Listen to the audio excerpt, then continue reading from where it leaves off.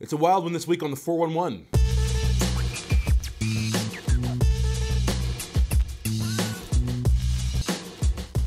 We started the show off this week with a very interesting Call of Booty. Not that kind. Booty as in pirate, as in a lot of money for the video game Call of Duty Black Ops 2 that racked up a stunning $500 million in sales within the first 24 hours of its release. $500 million for a video game, and I remember my Uncle Greg opining that video games and breakdancing would be gone within a year. Checkmate, old man, checkmate.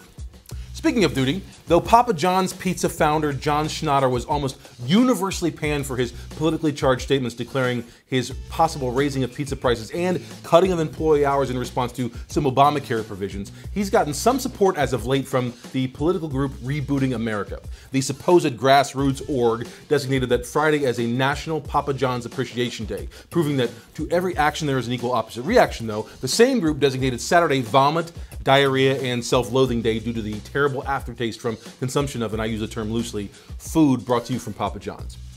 More on the topic of quote-unquote food.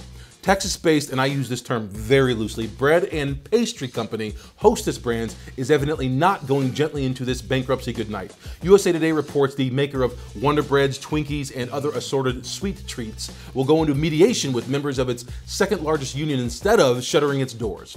Additionally, the U.S. Justice Department said the company's wind-down plan included excessively generous and improper bonuses paid to company execs. Shocking. While some of the alleged demands on workers included a nefarious measure like cutting pay by 27% over 5 years, a total withdrawal of all pensions, and the piece de resistance, as it were, which is each worker is forced to eat the products they manufacture. Okay, I'm sorry I made that last part up, but doesn't it seem like a gruesome union-busting technique? Speaking of white filling and six-figure payouts, Elmo puppeteer underage sex accuser Sheldon Stevens has reportedly flipped his story again and now says that underage sex did in fact happen and that he was paid $125,000 to say the relationship with puppeteer Kevin Clash was adult and consensual. Something doesn't seem right about this story, I have to say. I feel like someone's putting words in this guy's mouth. It's like someone has their hand inside him, making him say and do what they want him to say and do. It's like his puppet. It's shocking. Here's something that shouldn't shock you. Over 100,000 French men and women took to the streets in protest.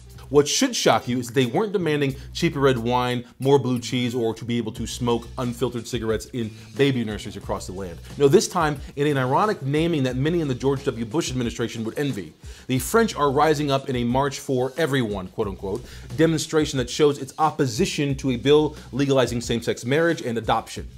I guess Gay Paris is having an identity crisis. I mean, what's next? They'll start serving hamburgers in the Gare du Nord, to which Francophiles across the globe would respond, Sacré bleu! A sentence some detractors of the march would respond to with, Qu'est sacre? Google Translate it. This from the land that gave us the French kiss, pasteurization, diesel engines, that bastion of liberty, the Eiffel Tower, and French fries, or what some here refer to as freedom fries. Speaking of nonsense from the US, according to a Washington Post ABC survey, more than half of African Americans are against gay marriage. Out of any minority group, blacks were the only set that had a majority who were against gays tying the knot. Now, to be fair, it's not like African Americans have ever been subjected to oppression, marginalization, or disenfranchisement where they haven't been given the same rights, specifically those of marriage, as the rest of the country, so this stance is totally understandable. There's no way African Americans could understand one of this generation's biggest civil rights struggles, could they? No, relax. I mean, bickering, emotional claustrophobia, and bitter divorce is sacrosanct and shouldn't be afforded to just anyone, now should it? I'm kidding. Go marriage.